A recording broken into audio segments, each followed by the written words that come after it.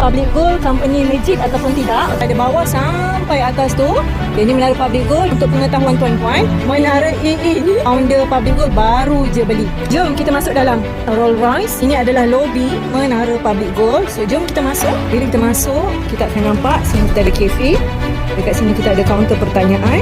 Ada abang-abang polis ni. Lepas tu, dekat sini kita ada mesin ATM Public Gold, di mana tuan-tuan boleh buat pengeluaran emas dekat mesin ATM Public Gold. Kita sambung tu kita naik tingkat 1 sebab tuan-tuan tanya kan Public Gold adalah syarikat legit ke tidak. So kita tunggu lift. Kawan-kawan saya pun tengah naik tingkat 1.